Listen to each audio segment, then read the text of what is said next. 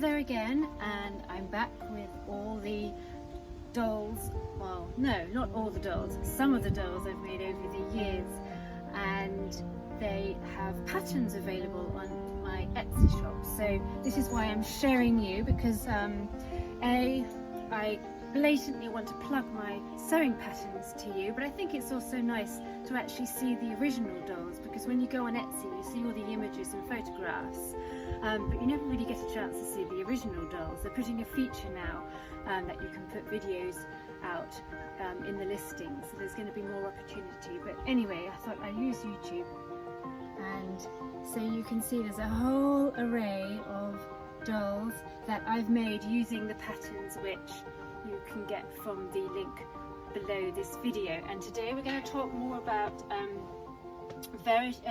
Rosie Hope and Little Lucy. Now these are a couple of little sisters. They're basically the same doll, and it's the pattern comes in both the sizes. So Little Lucy is half the size of Rosie Hope. But the nice thing about digital patterns, when you download them, this is the size you get when you print them out at 100%, but there's no reason why you can't scale them to whatever size you want. So if you want an even larger doll, then print it out at 125% or 150% or 200%, so you can have one double the size of this. This is the beauty of digital patterns. You can be creative. Now I've just chosen to show one at 100% and 150%, but you can make one at 75% and have one in between. So, you know, if you're going to have a craft show or something and you want to have a load of display of dolls, from experience I know that people are more attracted to craft stores when you've got different sizes available, because people equate different sizes to different prices, even though it's the same work, as you know, if you're a doll maker, to make a doll this size as it is this size. And often it's actually more work the smaller you go, because you have to do more hand stitching. But customers who don't make dolls, who don't sew, they don't know that. We all do it. There's something about size and weight. If something's heavier or larger, we will often pay more money for it. So sometimes it's better to price your dolls at a craft show, price them according to the labour that it's taken you for the doll that's the longest to make. So that is often the smallest doll, so work your cost out for the small doll and then only add a fraction on for the larger doll. That way you're not losing money by sort of underselling your large doll. What people will think is, gosh, this doll is that price, but gosh, what a bargain. It's only a little bit more to buy the bigger doll, when actually you've priced everything, you know, for the labour intensive small doll. So you know what I mean, you work it out. But anyway, this is the beauty of a download pattern. You can scale them to whatever you want and give customers variety. And also now I'll talk a little bit about the pattern. It has a PDF, and you download the PDF from the link, and you'll also have a set of photographic step-by-step instructions which will show you the stages of assembling the doll. The clothing for this particular pattern is stitched straight on, so that's a really time-saving thing. So and a lot of the templates for the patterns are straightforward rectangular templates, so it's really quick to do. And the lovely thing is, it's open to so much embellishment variety. I mean, I've chosen just to put a little ready-made flower ribbon rose over my dollies, and there's a couple in a different scale and some sequins. So they're a really lovely scale for ready-made embellishments, and it doesn't really take very long to add embellishments, but believe me, they look a lot more expensive. So if you're wanting to sell your dolls, just adding a few touches really makes the difference. And the dolls have little pantaloons. These are again very simple to make, but you don't even have to make elastic around the top.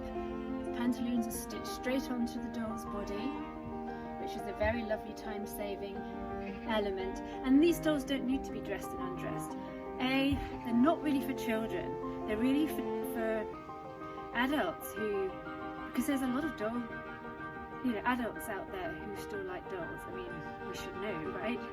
So if you're selling your dolls as art dolls, then they don't need to be dressed or undressed, because we adults tend to display our dolls rather than dress them and undress them.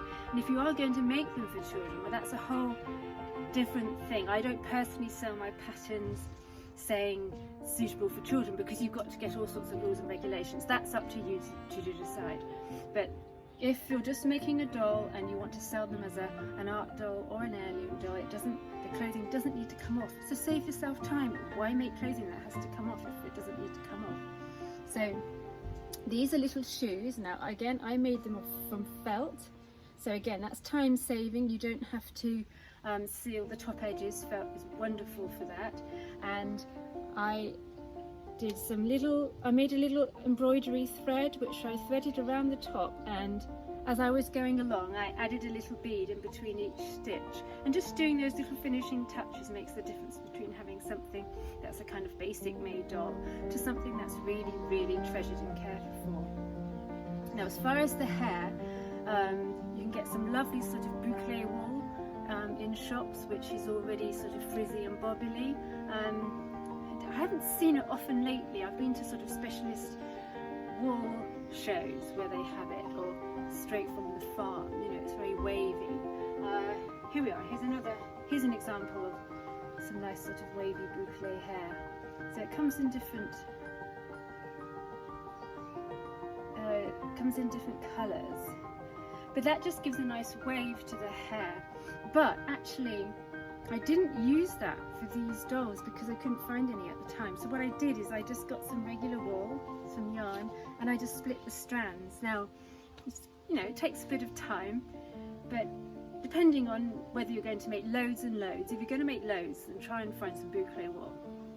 But if you're just going to make a couple of dolls for yourself, it's worth just takes one evening, and you can just strand off a load of hair and save it and use it in bulk. But you can see it just makes such a nice difference. It makes the hair a lot finer, and it just gives them that nice sort of vintage quality, or depending on what you want to do. But that's a nice little tip. Just split your wool and it just gives that lovely sort of diaphanous flow to it. And in the instructions I show you how to put the wool on the hair. It's very, very easy. It doesn't require a lot of skill, and it's all kind of hand stitched. So the body themselves, I used a machine to sew around the templates to make the bodies, and the basic clothing templates I stitched on machine. But when I added the clothing to the doll, I just did some hand stitches onto the doll, which was very, very easy. And just stuff, I just use regular toy stuffing. Again, that's up to you. If you like organic stuff, that's your choice. Just whatever stuffing you like to use. You can even use those little pellets to put in the bottom, and that often adds a nice little bit of weight, helps them to sit up.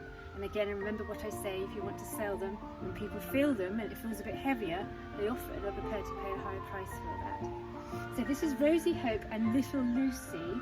This is the digital download pattern, available from my shop link at the bottom, or Google Verity Hope on Etsy. And the lovely last thing about it is the faces are stitched on.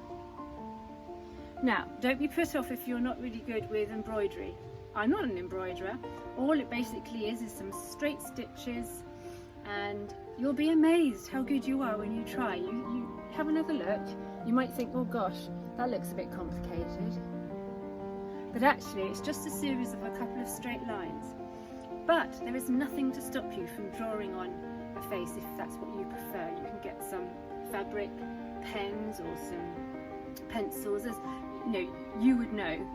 You decide what you want to do. But there's nothing to stop you from doing that, or even using some buttons. But in the instructions, I do take you through step by step of how to create this particular look with the eyes. So it's very straightforward. And doll making, if you haven't done doll making before, it's really nice to start with something nice and easy like this kind of pattern, because again, you haven't got to make separate clothes. They're quite quick to make. Once you get going, you can make a lot of bodies at once. You can do a lot of heads all at once, spend a day just doing all the faces, and then another day assembling them all together. So it's always quicker to make them in a production line if you're wanting to sell the dolls, or if you're just wanting them for fun. It's a really nice hobby, and I'm actually made these on a vintage sewing machine. I have an old hand crank sewing machine, because you haven't got to finish off the seams with zigzag stitches or anything like that.